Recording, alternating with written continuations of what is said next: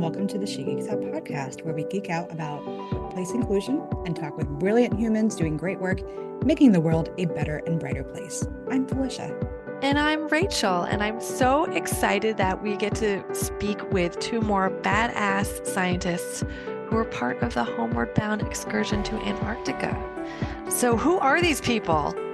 Let us tell you.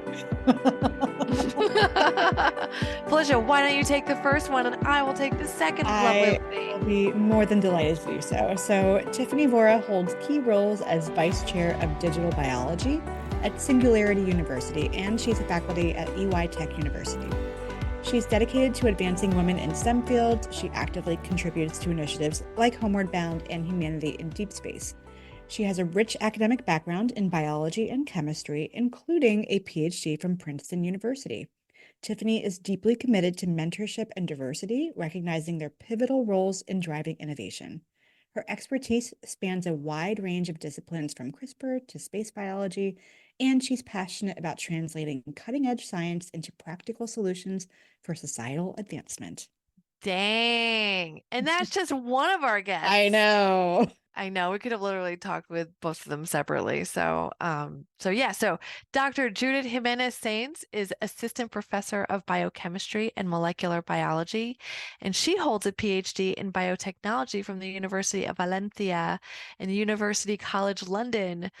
With over 10 years of experience, she specializes in molecular biology of cancer and has authored significant studies in several prestigious journals. During her tenure at Yale, she founded research in progress seminars and held various leadership roles. Dr. Jimenez Sainz research focuses on understanding the molecular mechanisms of breast and ovarian cancers, and she actively contributes to professional societies and academic journals in DNA repair and cancer biology. No big deal. NBD. We have so much to get into them with this conversation, but before we do that, really quick question for our listeners. Did you know that we have a ton of resources available online? If you didn't, or if you haven't looked recently, check them out at sgolearning.com. And if you want to learn more about ways to mitigate bias in the workplace and the world, we have got you covered. So you can go ahead and sign up for our mailing list at shegeeksout.com/podcast for free access to our mini course on Women Plus at Work, creating a gender inclusive workplace. And then you can also learn more about what else we have to offer, which, spoiler alert, is a lot. It's a lot. It's a lot. We've been busy over here over the past 10 plus years. Okay, before, this is the final thing. We promise we will get to this interview, but very quickly, we just need something we need to talk about it. So Dune has been out for about a month-ish. We've both seen it. We wanted to just briefly touch on it because it is almost everything is, I feel like, related to the work that we do.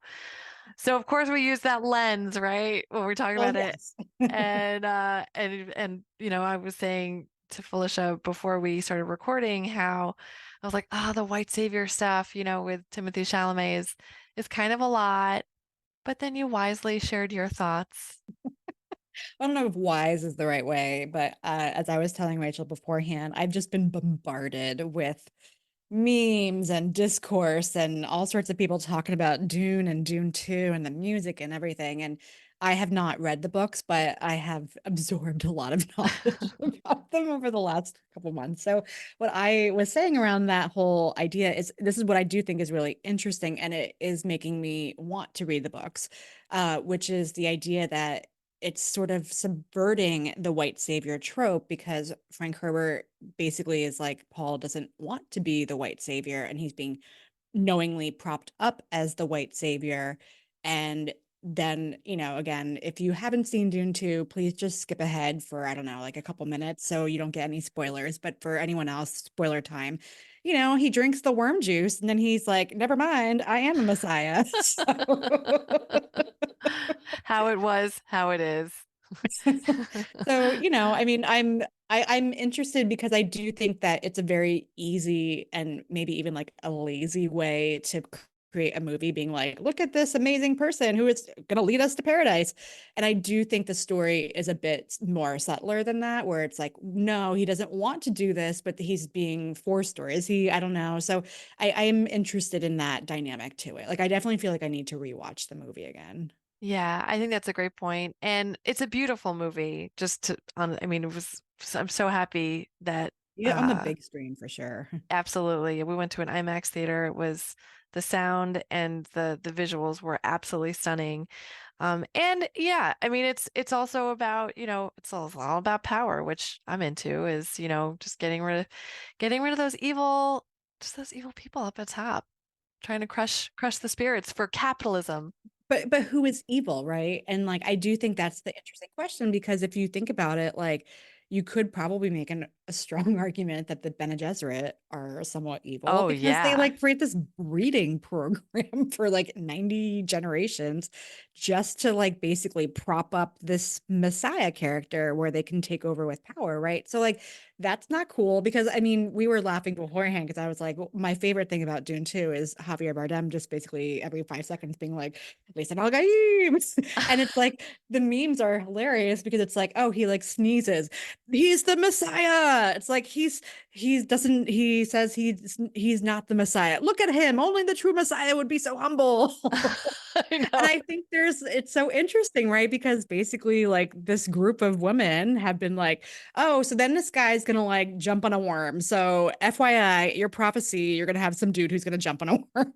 Like, it's It interesting. really is. And how much of power is visible versus invisible. Mhm. What's sort of been done behind the literal veil Yeah. that they all wear, Well, and and again, oh my God, we could probably talk about this for days, Which we but won't. We promise we're going to we stop and get won't, to I the swear. interview. But I did have an interesting thought that came to mind when you just said that because in the first movie, do you remember the scene where again, I can't handle names. Jessica is walking to the new planet and she's wearing that like veil, like mesh veil outfit, like when they first come to Arrakis and they're like coming in. So she's Vaguely. kind of yeah, Yes. she's like basically like she's fully veiled. It's again the costumes, the scenery, it's gorgeous. She's wearing this like mesh chainmail thing on her. And I didn't catch this, but one of the things that I consumed basically told me that it was to indicate her status as a concubine and she wasn't Leto's wife. And I had not caught that detail. And so I found that really interesting. And then, obviously they do reference it in the movie, but it just sort of went over my head. But I thought that was really interesting because her position is she's a concubine. She's not married to him. He says at one point, I wish I would have just married you. But she's very powerful. Very She's powerful. Bene Gesserit. She's got the voice. She's been engaged in this breeding program thing, which, whatever, again. But like she does have a lot of her own agency and power. So I thought that was an interesting juxtaposition, given what you just said, around like how do we perceive power and what is power and how does that play out? So Totally. Oh my gosh, we should have a whole episode on maybe Dune. that'll be a bonus episode. Oh, I love Anyway, that for us. but we have other things to talk about. Let's talk We about like do. some powerful women who are not Yes. TV, movie, book characters. I think that's a great idea. On to the Let's interview. Right. Hello, Rachel. Hello, Felicia. And we have not one, but two guests on the pod today. So I'm really excited. This is going to go by so quickly because we've got a lot to chat about with double the fun. But we have with us Judit or Judith, depending on how you'd like to sort of slice your cheese there. And then we also have Tiffany, and both of you are really cool women doing stuff with the Homeward Bound voyage, which we're going to get into. But I would love to just first off welcome you both. And we love to start off with origin stories. So maybe we can start with Judith, if you'd like to start us off, and then we'll go to Tiffany. Thank you much for this invitation and hello everybody, right?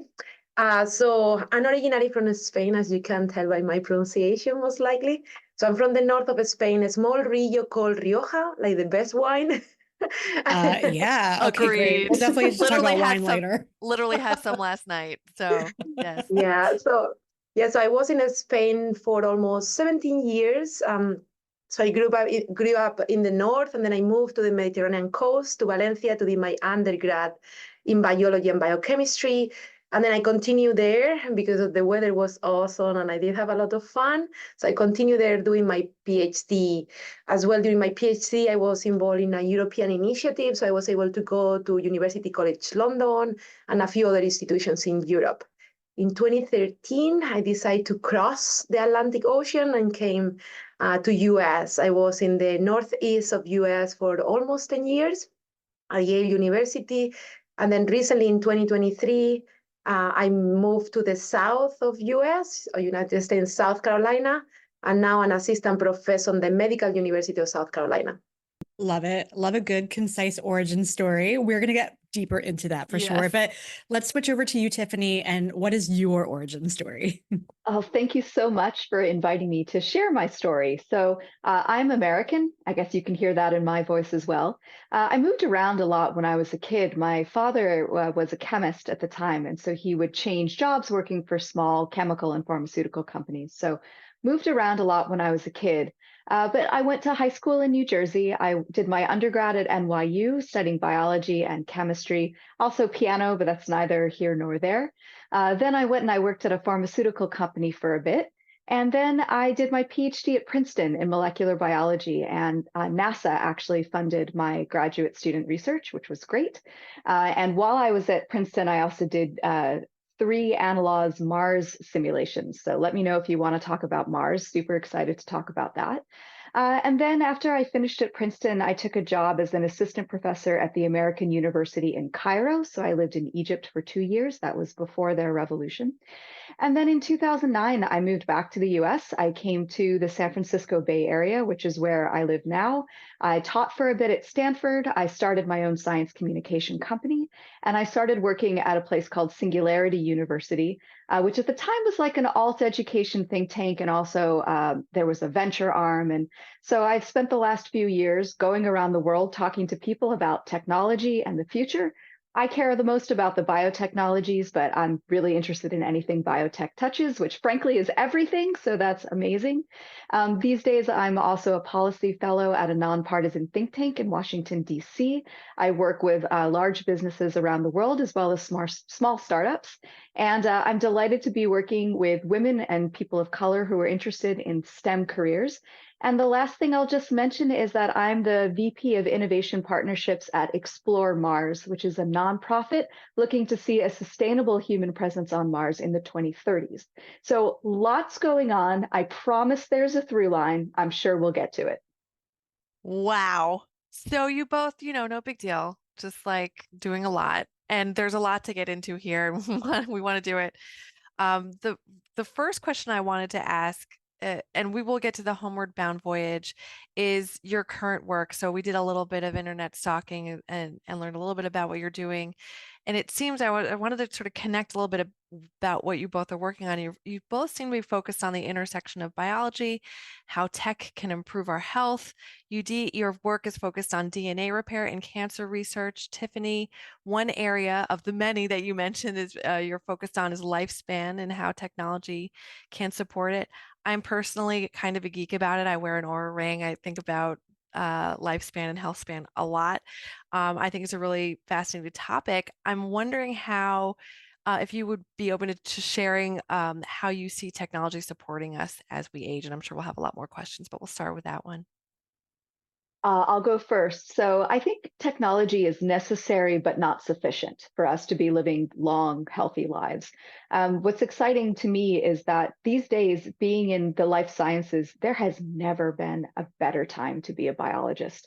The things, the tools, the processes, the communities, the collaborations that we have now are so much more powerful than anything we've ever had before. I can't think of anything more exciting.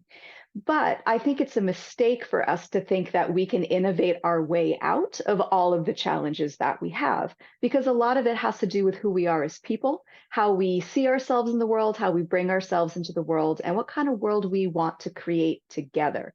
So like I said, I think technology is a big part of the answer, but to me, technology is not the answer. It's one of the tools that we can use to get to the answer. Beautiful. Thank you.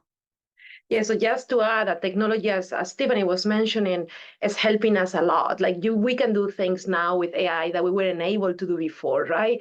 So that's helping us as a society, as scientists, and as well as clinicians and patients. So I just have to say that thanks to the technology innovation that has happened in the last 5 to 10 years, we can look at things that we weren't even anticipating. So I would say technology is one of the major tools and resources that we have in our hand. And again, we can ask and think about solutions in a very creative way by creating new technology. So I would just add to that because I think we are in an era that we are seeing almost every day how technology is just exploding, right?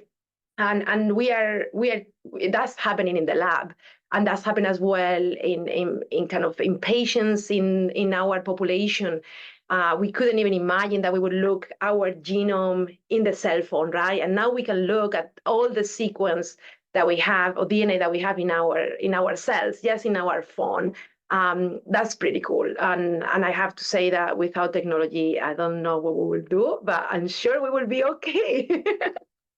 I would imagine we would probably die a lot sooner, and be a lot sicker. One of the, if it's okay, Felicia, I would love to just follow up. I don't know if you're familiar, might be familiar with Brian Johnson. I was just listening to an interview with him, and happy to talk about that. But he's basically a billionaire who's decided to spend a lot of his time and money on living as long as possible, and he believes that he can live to 150 years, which maybe, I don't know. But I think that it's really interesting. You have Brian Johnson, and then you have someone like Elon Musk who's really focused on Mars, which Tiffany, that brings into that piece as well. And I feel like there's some sort of connection about like this idea of how can humanity just continue on, whether that's our own bodies or evolve to somewhere else. I'm just sort of curious what your thoughts are on these lovely billionaires doing all of this work. And this is a very safe space. Neither of them will probably ever even know this podcast Right. exists. So we oh, definitely man. trashed billionaires before, and nothing has happened to us so far. So, I mean, I have, oh my goodness, so many thoughts about this. So, look, I mean, I think it's really important that we have folks who are willing to sink in the money, to be the early users, to be the evangelists, to get that out there and try these things. Now, am I interested in a world where billionaires live long, healthy lives and everybody else goes on the way they are? No, absolutely not. And that is a future that worries me a lot. That's a possible future that worries me a lot. So, and they're not just billionaires, they're males, they're white, they come from a particular part of the world. And so again, like I'm very grateful for the work that they're doing, shining a light on this, but this is not the end of the story by any means. This is the beginning of the story. And we talk a lot about technology and how we can use technologies for longer, healthier lives. We've got to remember that there's still a lot of low-hanging fruit that could benefit so many people around the world. I once was giving a talk with a group of Brazil's largest healthcare providers. And they said to me, look, what should we be investing in? Is it CRISPR? Is it stem cells? Is it sequencing every genome in our country? What is it? And I said, honestly, you should send a box of vegetables every week to every family in your plan. I'm like, I don't know. I know that's not what you want to hear, but we have not saturated access to healthy food, healthy air, healthy water, healthy cities, education, birth control, childcare. Like there's so much more that we have the opportunity to do. Yes, as a molecular biologist, I absolutely light up when I think about technology and innovation and all this amazing stuff. But man, there's so much more we can do for so many people as well. To me, it's not an either or, it's a yes and. We love a good yes and here at SGO. We do. And that was beautifully said. I'm like, preach. Yes. I know. Judit, what about you?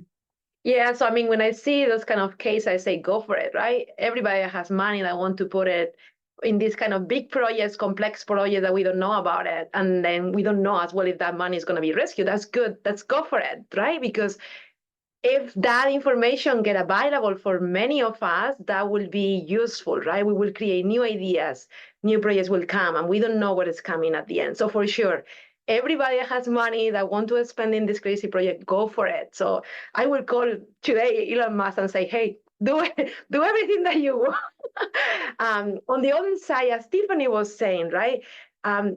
There are a lot of prescriptions, right? We go to the doctors and we want that magic pill that will kind of increase our lifespan. But not many doctors or not many of us, we think, can we exercise daily? As simple as just going for a walk in nature. Again, it's not an exercise that you're going to go to the gym only. It's just you're going to go nature. You're going to connect with your environment. You're going to maybe ask your neighbor if they have a garden that you can grow together and grab some tomatoes, lettuce, and then eat what you are getting. I think going back to a few generations back, where maybe they didn't have that many resources, but their lifespan was pretty high. I mean, I don't know if you have cases in your family, but if I look at my grandparents, my great-grandparents, they all lived pretty long, and they didn't do anything special, and they didn't have that much technology. They just were eating healthy, moving around, and having healthy relationships. Sometimes we forget that's a big, important pillar. And technology, again, is a good one, it's a bad one, right? Your phone, we have it every day. I'm not sure how healthy is that for our mental health. So again, big shout out to small things, as Tiffany was saying, hanging fruits that they are really tasty and they are very easy to get. I love that you just described the low-hanging fruit as really tasty, because I don't think I've ever heard anyone talk about it that way, but I'm like, yes, absolutely. That makes a lot of sense. Love it. And I feel like there's sort of a balance, right, between the stuff that's easy and delicious and, the low-hanging fruits of the world and the harder problems, which you're both working on. So not Tiffany, we're going to get to you, Tiffany, more, but Judit, I wanted to actually follow up with you on your cancer research areas that you're invested in, because would love to hear a little bit more about kind of, beyond, these billionaires spending their money in whatever ways they want to, and beyond the things like eating healthy and all the stuff you just mentioned. What do you see sort of in the future, or as like the next wave in your line of work? Like, is it vaccines? Are we close to curing cancer? And both of you mentioned technology as a tool. So I'm curious sort of how, that plays into it. Yeah, so in my case, what I work is with the molecule of life, DNA, as many of you know, and how DNA every day gets more than 1 million mutations or changes, right? And how there are many repair proteins that they get to that DNA, they grab it and make sure that that DNA is in good shape. So it's well known that those repair proteins, when they are mutated, they induce high predisposition to cancers. The ones I'm focusing on, because as well, I belong to that important group, is female cancers, right? So breast and ovarian cancers, that they are due to just a repair protein that doesn't work. So we know the case of Angelina Jolie. She has a family history of breast and ovarian cancer. In her 30s, she found out through genetic testing that she had a bad mutation, and she went on and did a double mastectomy and removal of ovaries, and then many reproductive changes at that point, right? As well as female hormonal changes. So what we are trying to get at, and I think we're gonna see it, is to get a better preventive way to not impact female reproductive situations of the reproductive life.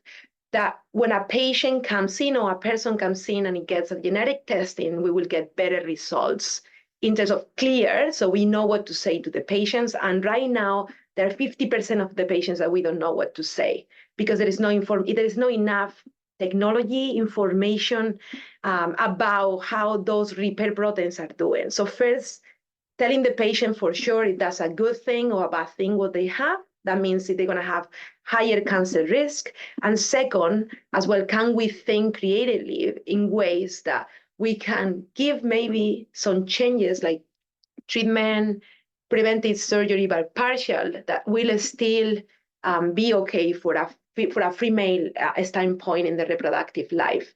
So that I see that coming, and I think now it's coming because as well there's a big pressure for all the companies that they collect genetic testing in particular in US, but in other countries, that they will release data soon. So that will be important for researchers. That will be important for the clinicians and for patients. Right now, there's a big question still in the cancer field. that we need to understand, and is the function of all these proteins.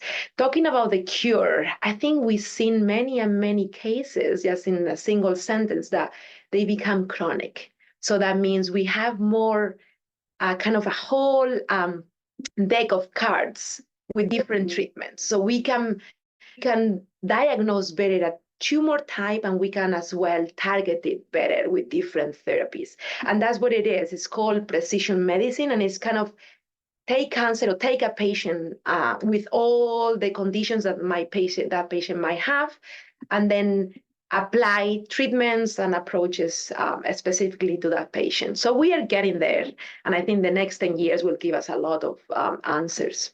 That's so informative, and I think a lot about also diagnosing early on too, getting the treatment, getting diagnosed early, and then getting the treatment.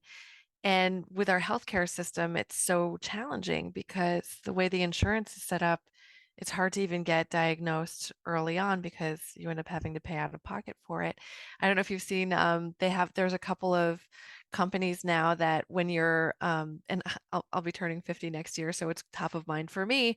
For 50-year-olds, you now have access to actually getting tested for like everything. Yes. So depend on the state where that you are, on the country that you are. The one that now in South Carolina, they have a program that is called Our South Carolina DNA. That means anybody that wants to be tested can be tested. So I'm being tested, many people over the age of 18. So that's a very precious data, and that's in partnership with a company. MUSC, so the Medical University of South Carolina, is big partner there, because then we can get information. Again, you're kind of bringing a big kind of balloon, I call it. It's all the money that in this country is put into insurance and health system and all that. And that's a big watermelon that we can open at some point. But it's true that the beauty of United States, the technology is here, and the seek for the information, there's a big motivation for that. So it's happening. I mean, right now as well, there are genetic testing companies that they can test at the same time tumor DNA together with germline mutations, like if your family may have it. So it's a lot of things going on. And again, it's going super, super fast. So it may change from today to tomorrow. But yeah, good question there. I'm like so annoyed that we have both of you on at the same time, because I feel like we could spend 3 hours for each of you. I know. There's more to get into, but I want to put a pin in it for now and switch back over to you, Tiffany, because I want to kind of circle back to the Mars work that you're involved with, because I feel like sort of on the flip side of the coin, that's your big, not really low-hanging fruit there. I had a sort of flippant question, which I'd love to ask you, which is, we mentioned earlier Elon Musk and going to Mars, and you mentioned that you've done a couple trips, analog trips to Mars. And so do you think that maybe he's spending his money in the wrong place and he should just be doing some analog trips first to prep for whatever happens in the future? Oh man, so many things to say there. So I think analog trips are really, really useful, and there's a bunch of them going on around the world right now. You might have heard NASA actually just put out their call for their last year, the most recent year-long simulation that's going to happen. And a friend of mine texted me that, and he's like, "You're going to apply, right?" And I was like, "Yeah, let me explain to my husband and my son why I'm going to go away for a year." But when I saw it, I was like, wow, I know the person who runs the company that made the 3D printed habitat, and I know some of the people who are doing crew support. So like this is the community, right? This is the folks who are in the going to name of make it happen. science, right? I mean, I think it's in the name of humanity. So I think the bigger question that you asked, kind of flippantly here is like, why do this at all? Why bother doing any of this? Why do the analogs? Why do the real thing? And, I get asked all the time, why should we spend money on space when we have so many problems here on Earth? And to me, that's a false choice, because solving problems for space makes life on Earth better. Specifically, in my mind, space is fundamentally a sustainability problem.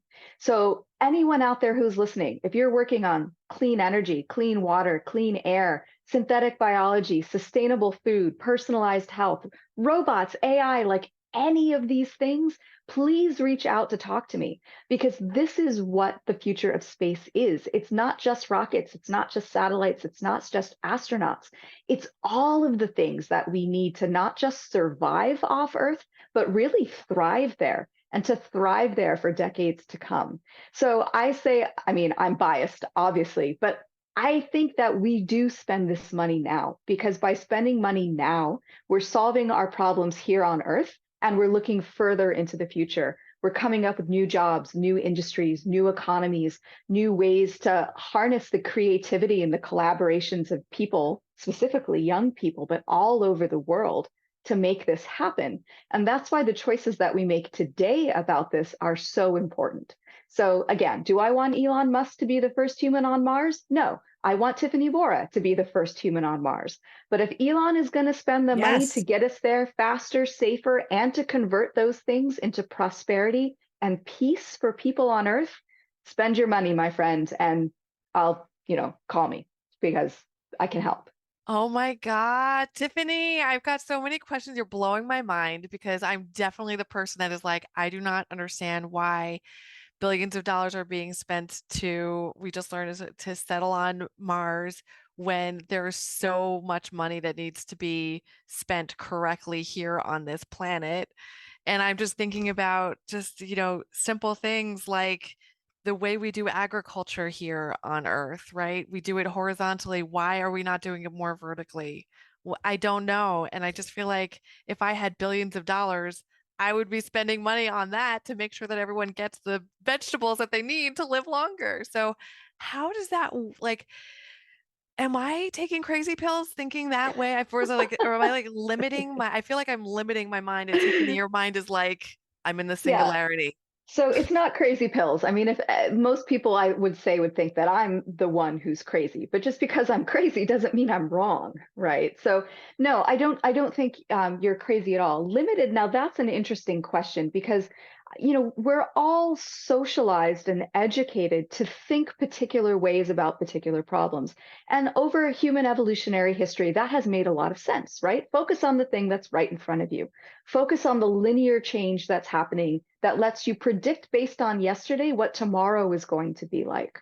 The problem is those models don't work for us anymore, because of technology, because of innovation, because of the way all these things are moving together and coming together. Just the barriers coming down between the living and the non-living world changes everything. And we've had tens of thousands of years of culture teaching us to think a particular way. What got us to today is not going to get us to tomorrow. So I'm not saying I'm right about everything, but at least, Rachel, I'm hoping you're going to hang up on me today and go home like to your family and say, oh my gosh, I had this crazy woman on and she wanted to talk about Mars and living to be 150. Oh my gosh, we're not ready for any of those things. And hey, friends, what are you going to do to be part of that? That's also the exciting part. I mean, for me, one of the great joys of being part of the space community is joy, right? If you've ever hung out with space nerds, we're so nerdy all the time. And it makes me feel so happy. Like, I actually realized an hour ago that I had forgotten to check on the schedule for the lunar landing that's planned for today. And I thought about pulling my kid out of school to watch it, because if it goes, this is the first US landing on the moon in decades, almost 50 years, and the first commercial landing ever. That's fantastic. Like, that's pull your kid out of school worthy, because I want him to talk about it for the next 100 years. There's so much here, and there's so much innovation and so much opportunity and so much agency and so much community and collaboration. It's awesome. We're gonna have a side chat, because I feel like I need to have more conversation. But I do want to give you a little context. You're talking to someone who gets upset about fireworks. I'm like, that's a waste of money when there are people that are starving. Why are we doing fireworks? So that's where I'm coming from. So But these are really, really big fireworks, they're Rachel. the biggest The fireworks. biggest ones. They're Yeah. so, yeah, I so appreciate, and I can hear the passion and enthusiasm. So I just want to say thank you so much for sharing that. And yeah, I would love to have a follow-up conversation with you for sure, because I need more convincing. I'm just gonna put it out there. I just need more. I'm your girl. And I Don't want it. worry. And I want it. give it to me, but not now because we have other things that we need to discuss, which I will turn over to Felicia. Well, I will say for me, when you said that line, Tiffany, about like, solving problems in space will help us solve problems on Earth, like you got me. So you do not need to convince me further. But let's switch gears a little bit and talk about the Homeward Bound program. So what I would love to hear from both of you is how you both got involved in this program and anything you'd like to share about your experience so far, why you got involved, et cetera, et cetera. So let's switch back over to you, Judit, because then we'll go back and forth. So over to you. That's good. So I applied for this program in 2019. That's since 8 years ago, right? And I got selected in 2019. I believe I find out I was pregnant with my first daughter at the same time that I got in the email that I was accepted for Homeward Bound. So that was a big conversation in the family. I decided to take on and then take this program, thinking that I was going to Antarctica in 2020 when my daughter's supposed to be 9 months. That didn't happen, as you may know, because of COVID. So I was part of the Homeward Bound cohort number 5. The beauty of being in COVID was that our cohort got really, really close to each other, and we ended up having a virtual program of 2 years instead of 1. So I would say that our cohort was the lucky one, but we didn't get to Antarctica. We didn't get to Antarctica until 2023. And we recently went in November of 2023, and as well, the beauty of it was the first time the 2 voyages were going to Antarctica. So it was HB Ushuaia and HB Island Sky. So that made the first time in history that 200 women were in Antarctica, 200 female scientists, leaders were in Antarctica. So that was a big historic hit that we did. Experiences for me is just the common stories that you hear between women in the STEM.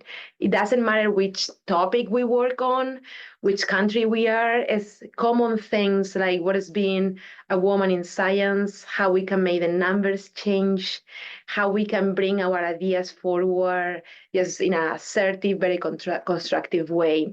And I think it creates a really, really big network worldwide. In other words, the complex, like the big problems that we have now that we may be scared of, like climate crisis or planetary crisis, we get less scared because we feel stronger together. And we want to take those problems forward because we feel capable of doing it, and because we haven't been here or being in the table before. So those are kind of big ideas and big topics that we were discussing during our virtual training. We were discussing during our time in Antarctica, and we are discussing now moving forward in more collaborative projects. That's amazing. I love that stat. 200 women leaders and scientists in Antarctica is just mind blowing because first of all, that's a lot of people to begin with. And then a place that, we don't normally get to go to. It makes me think of, and this is, we're all sort of nerd out a little bit, like all those, they're usually male dominated, but like all those movies where it's like the aliens are invading, or like, the earth is burning and then all the countries come together, and usually the US is at the lead of it, but whatever, US based movies. And then like, but the idea of this collaboration where it's like, we can't do it alone. We have to collaborate to beat the aliens or whatever. So that's sort of the feel that I get when you were sharing. And when I've heard about this program, I don't know if that's how you all felt, but I think that just speaks to how amazing it is to be able to connect across these kinds of divider lines that we normally have sort of separating us. That's how we felt, exactly as you described. That's how we felt. It's something about connecting through science, common problems, and really things that we care about, that is our planet, from different perspectives. And that brought us together, and it's a very big kind of glue that keeps us together. So Homeward Bound is doing a really good job there. Yep. Beautiful. Tiffany, how did you get involved with Homeward Bound? Funny story. So one of those Mars simulations that I told you about that I did in grad school was actually in the high Canadian Arctic, not too far from the North Pole. So I had already spent 6 weeks up in an extreme environment, that's a whole other conversation, but a life-altering thing. And so I wanted to go down south, and you probably can't see behind me, but on my bookshelf, I have a whole shelf just of polar stuff. It's been a life thing for me. But I knew that I didn't want to just go down as a tourist. I wanted to go down with some larger thing in mind. And once I had a child, it became clear that I wasn't going to be moving to Antarctica to live there to do science for a full research season. So it turned out a very good friend of mine who was actually with me in the hospital when my son was born, she ended up working in Antarctica. And back in 2018, she shot me an email and she's like, hey, you know how you want to go south, but you don't want to just be a tourist? Check this out. And she sent me the link to Homeward Bound. And so I looked at it. I was like, oh my gosh, leadership training for women in STEM in Antarctica. Perfect. This is exactly for me. And I made the mistake of mentioning it to my boss at the time. And he was like, please don't do this. Like we can't lose you for 4 weeks, 3 weeks, whatever it is. Just please don't. And I was like, oh man, like this is exactly why I need to do this kind of thing. But I liked my boss and I liked my team. So I said, okay, I'm gonna table this. And then I went to apply in March 2020. And this is why I can remember so clearly, because I was about to go on to a Zoom webinar talking about COVID. And there were 24,000 people in the waiting room to be on this webinar. And I thought to myself, well, I've got all my makeup on, so I might as well shoot my application video for Homeward Bound. So that's why I can remember exactly when I shot my Homeward Bound application video. So my part of the virtual program was 2021. We did it for the full year. And then our cohort was supposed to go to Antarctica in 2021, didn't happen. 2022 didn't happen. And so 2023 was the magic year for our cohort. And so I was on the other ship. I was on the Island Sky. We had nearly 100 women and non-binary people with STEM backgrounds on the ship. And it was just amazing. And, just to tell you a little story to kind of amplify what Judit was saying. So one of the things that to me was so remarkable about being on the ship with all these amazing women and non-binary people was it was an environment where I didn't have to hide the fact that I was interested in everything, because nobody was hiding their intelligence or their education or their interest in things. And I remember it took our ship's expedition staff a little while to figure out that they could tell us about literally anything, and they would have 500 questions in the room, and it would be anything. And so our briefings every day went from being 15 minutes, here's the penguins you're going to see, be careful getting off the Zodiac, to like the chef coming upstairs and saying, you guys, dinner is ready. You have to stop talking about whatever it is you guys are talking about. Women in Antarctica, stamps in Antarctica, mosses in Antarctica, like whatever it is, you guys got to stop because we're all waiting. We all have to eat. And so just this groundswell of just everyone being so interested and engaged all the time. Spectacular. What an amazing community. Wow, that is such a perfect tie-in to my next question, which is you kind of answered it. So I would love to hear from you too, Judit, about, I mean, this is such a unique experience, as you mentioned, having just women be in this space, women scientists. I mean, when else would this happen? You shared a little bit already, Tiffany, about what your experience was, what that was like working with only women and non-binary folks. I was wondering, Judit, if you could share your experience as well and how it might be different. Yeah, so one of the activities that we did, I think that kind of opened eyes for many people in the room, was try to look at where we were in terms of diversity in our room. Try to talk about an inclusive space, a safe space, how to connect. So we were exploring what that is being empowered and how does it look like, and how for different people, depend who we are or where we were or where we are, it may look different, right? So that activity was very engaging, at the same time, daunting at the beginning. So we approach it by playing like a kid, using kind of a roulette where we were putting all the colors there. So we worked together as a team, put all the colors, and how you locate yourself within that willpower. And I think that was very powerful because it helped us individually to reflect where we are, our past, where we were and our future at the same time as understanding everybody in the room, which is really, really hard because it can be a very hard topic to talk about. But it opened up the group more, and that helped us to connect to a higher level.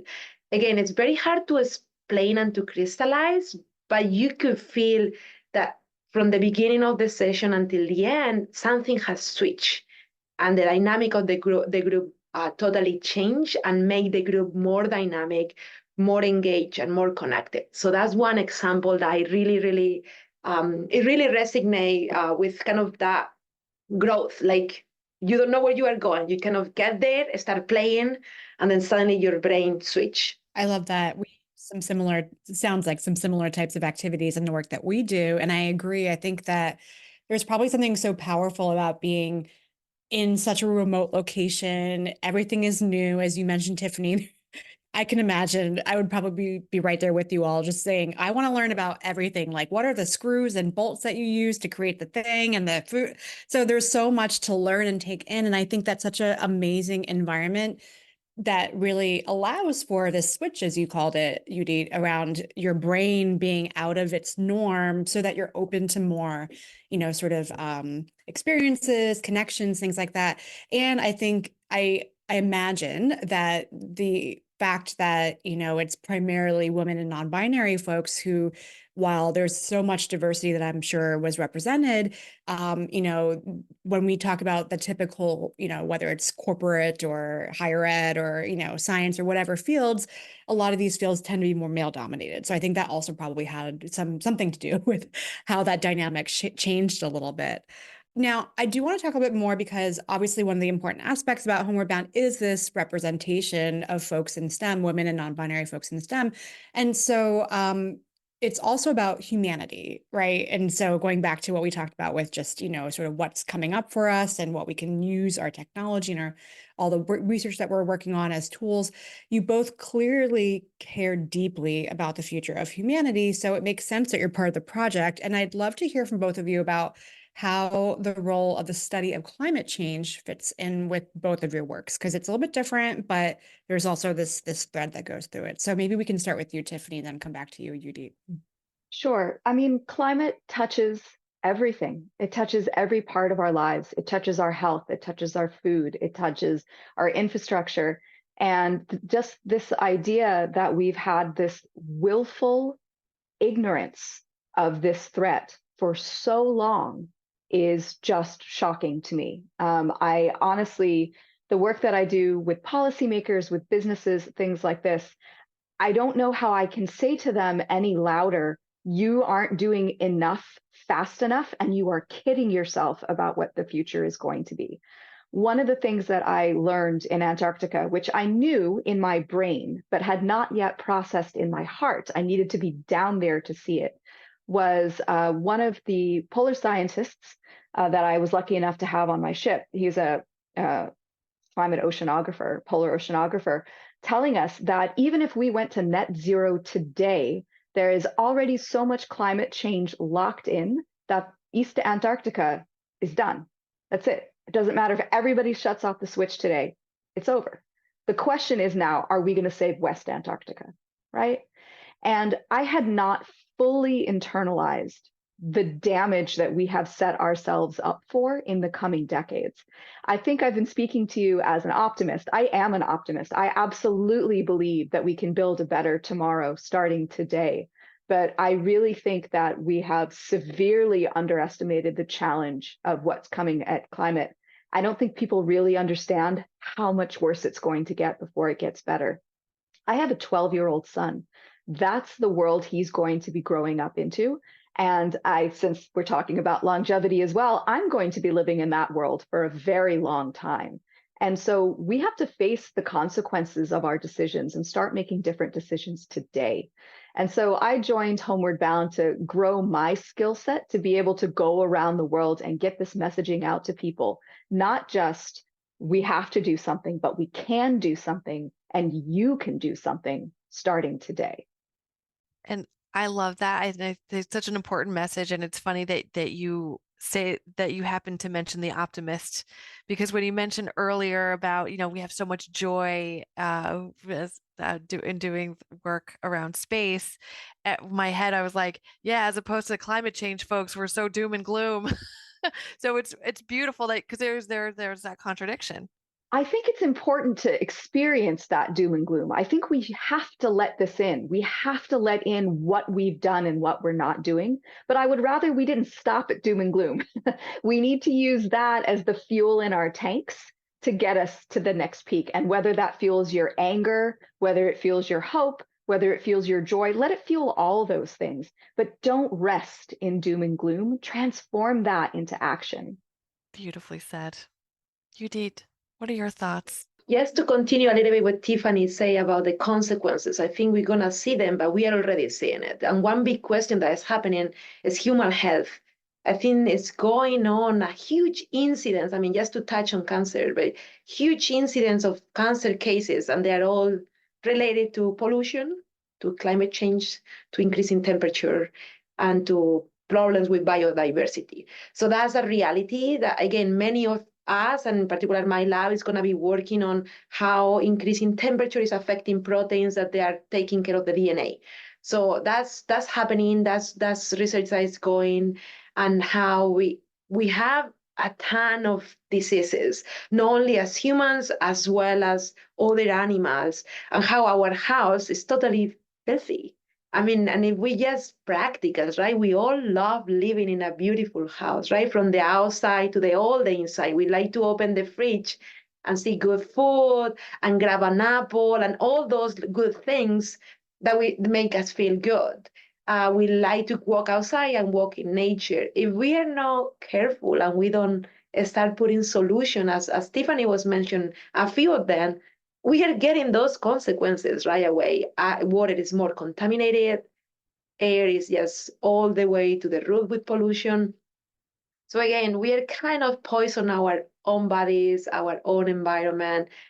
Again, many people may still put that kind of mask in their face, but it's just a mask. It will degrade soon because there's no other reality. The climate is changing. Our planet is going down the roof. If we're not gonna kind of pull our pants up and clean it really well. And the problem is that the people who are getting most acutely impacted are the people with the least amount of power. So that's one of the reasons why they're like, well, it's fine, that's going to happen. And this is where I get my whole Mars thing, where I'm like, well, it's fine, we'll just live on Mars. It's like, well, no, right? No, that's not a thing. And that's why we have to take care of it. But it's so hard because the people that we put in place to be in charge of these regulations they're going away, and because in the US at least we're such individualists, we're like, no regulation, we don't need any regulation, and so, well, great, we're killing ourselves, so great job, team. Yeah, that's what it is. So, like as you say, many population are being affected, and it's not the one that is taking the decision in the table. We did see, and I think that was a beauty as well of Homeward Bound, how isolated voices, we may make some noise and be heard by many people, but as we were adding voices from different perspectives, from the same issue, talking, it's like a whole amplified effect. So for me, that was as well kind of a big outline of the ship and the work that we done together, is just hearing from different perspectives what they are seeing, how they are working, how we can do it better. And I think we have to hear, and we have to kind of expose that to the public more. That way the conversation is kind of everywhere all the time. One of the big goals of the Homeward Bound program is to help women and binary people with STEM backgrounds have the skills, the confidence, and the network to be in the room where these things happen, whether it's in the boardroom or the governing room or wherever it is. Having folks like us in the room where it happens, because so many of us opt out, right? We think, oh, there's somebody smarter, or, oh, I can't leave my kids, or, oh, I don't know anything about that, or I just want to do my research. As long as we think that, everything goes on the way it has been, and we need a change. And so we signed up to be part of that change. And we are happy. So inspiring. A great point. It's important to add. On that note, I would love to know from the both of you what if any advice you have that you would give to other women, girls, folks from underrepresented gender minorities who are looking to break into a STEM career, because I think we need more of you out there. So what advice do you have? Maybe we can start with you, Tiffany, and then come back to Judit. I think my first piece of advice is to really believe in your heart that there are people like you in the STEM community. Scientists do look like you. Engineers look like you. Doctors look like you.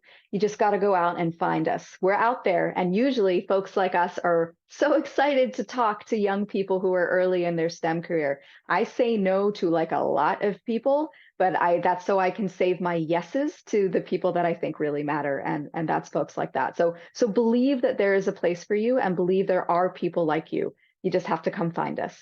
Yeah, just to add that being a scientist and being a woman is really, really fun. And if you like it, just do it. Just knock my door, knock Tiffany's door, knock any women in a STEM door that you need. And if you have any dreams, going to Mars as Tiffany or going to Antarctica as we did, just follow that. And then call anybody that has done it and ask, how have you done it? Can you teach me? Can you help me? Can you either coach me, mentor me? We are here to help because as well, we are kind of left up by others. Again, this is the whole community and we are happy to provide as many tools as we have to make you shine. So yeah, just call. And remember, we don't want to be paid back. We want you to pay it forward. That's what we're building here. Absolutely beautifully said. Thank you. I think we just have one more quick question. No, not just a tiny one. What's your future plans, goals? Judit, we'll start with you this time. Oh, that's a big question. I don't know. Or Tiffany, whoever wants to go first. Tiffany, and then I think about it. I don't know. Well, so I guess it depends what time scale we're talking on. So 150 years. Oh, 150 years, girl, I got that. So, I mean, look, in the short term, there are some things I'm really keen to accomplish. I'm working on a book. I would really like to finish that. For all you writers out there, you know, like I know that as long as people are talking at you, it's really, really hard to get your writing done. So carving out opportunities for me to do that, finding accountability partners who say, Tiffany, where are those pages? You told me there were going to be pages. That's really important to me. So writing and communication is a big part of my craft. So that is something that I want to make sure I'm dedicating time to. There are still places that I want to go and people that I want to talk to. Antarctica, going to Antarctica definitely shortened my bucket list, and I'm very grateful to Homeward Bound. Now the question is, how do I go back? And how do I go back in a way that is even more impactful than the first time that I went? I remember when I was down there looking, and I just kept thinking, my son needs to see this, and he needs to see this as soon as possible because it's going. Not so that he can collect that and put it in his pocket as a life experience, but so that that is fuel in his tank to go out and protect this precious planet that we have. So, I mean, honestly, my long scale plan, that's what my plan is. I do everything to try to leave this world better than I found it. And I do that not just for my son, who is the love of my life, but for everybody else out there who is going to be living into this world that in many ways seems a lot worse. Biodiversity loss, you know, we got my son scuba certified the minute he turned 10 years old because the coral reefs are going. They're going. And it makes me so sad to think that he won't see that. So we were like, get in the water, boy. It's time. Like, get your mask on. But we can do more than that. And so when he told me that he wants to be a marine biologist, I thought, oh, please let that be true, because you're the type of person who can help change the world.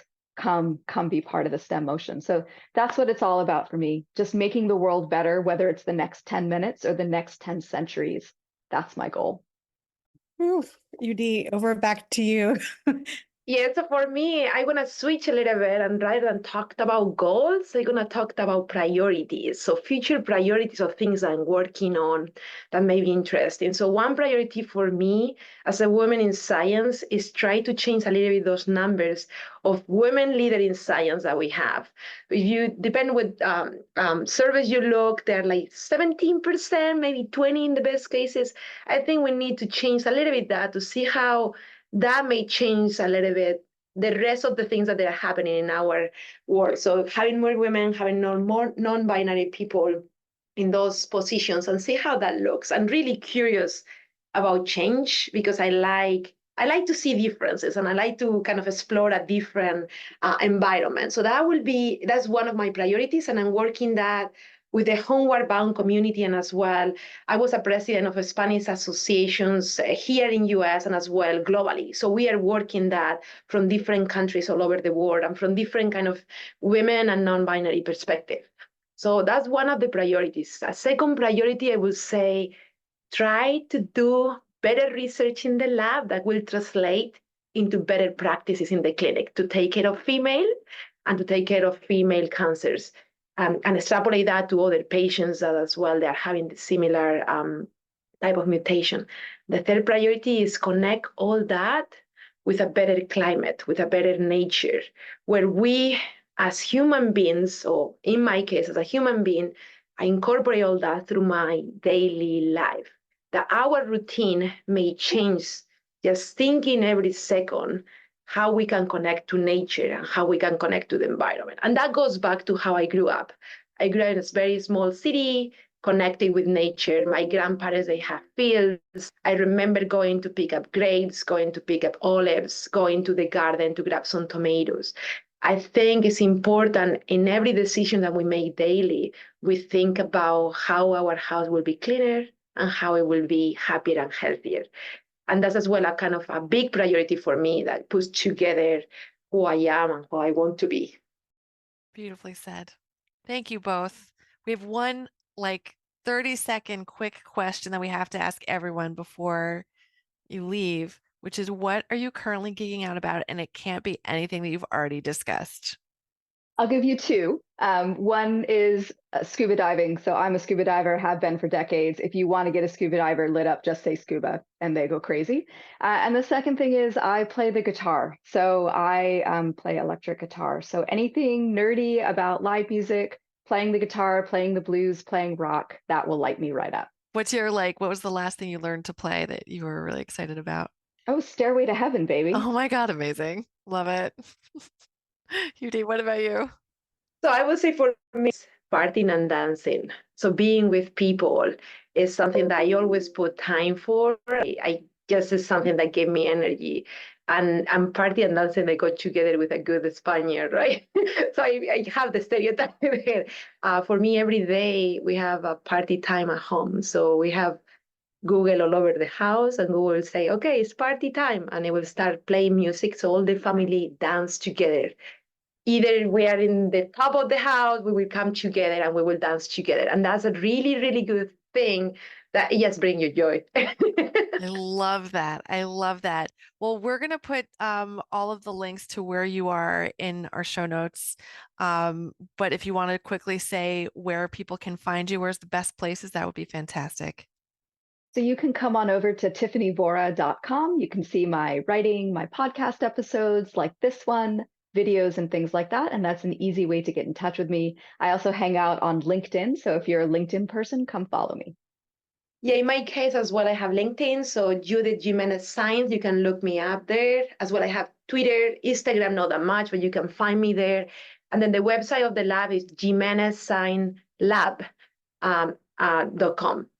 And yeah, just follow us. Yay. Thank you both so much. Thank you. Yeah, thank you. That was a great pleasure, the experience. The pleasure was ours. Thank you so much, and hope that you have a wonderful rest of your day. We did it. We hope that you enjoyed listening to this interview as much as we enjoyed having this conversation.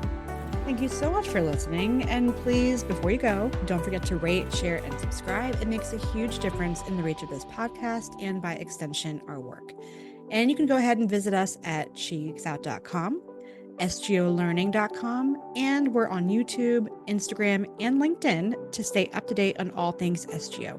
Oh, and hot breaking news off the presses, as it were, before you really go, we have a TeePublic store that we just relaunched with some fresh new merch. Yes. So you can check that out. There'll be a link on our website. We'll put a link in the show notes, but check out our TeePublic store. You can probably just search for it as well. There's some really cool new designs that I personally would like to get on a t-shirt or a bag or all the things. So check it out and let us know what you think. Yes, agree. +1 to all of that. Buy things. They're really cool. Thanks, everyone. Bye. Bye.